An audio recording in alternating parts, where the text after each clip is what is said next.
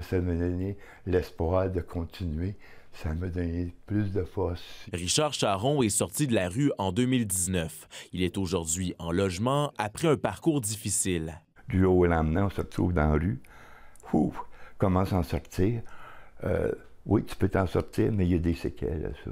Quand je suis arrivé ici, je couchais à terre. Ce sont les intervenants du GETAMI qui l'ont aidé à s'installer dans son logement il y a maintenant plus de 5 ans.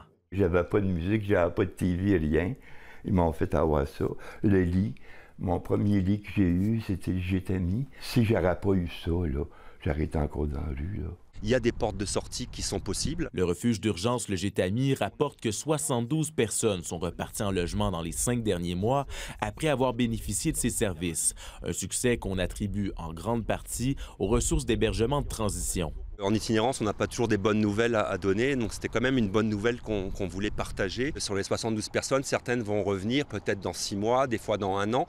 Il y a de l'itinérance qui est cyclique. Mais le plus important, j'ai envie de dire, c'est de pouvoir maintenir ces gens en logement. Des données encourageantes pour certains intervenants qui rappellent toutefois que beaucoup de travail reste à faire. Il ne faut pas oublier le reste des gens qui sont encore dans cette situation-là et les personnes qui nous arrivent à chaque jour.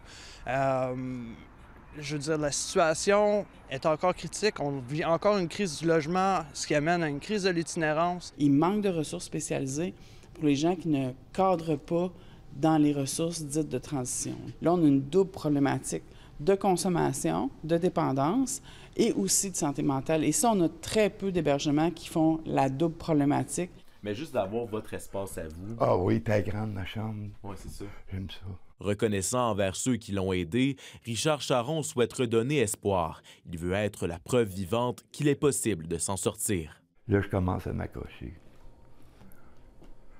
Mais, c'est pas eu facile. Ici Félix Pilon, Radio-Canada, Gatineau.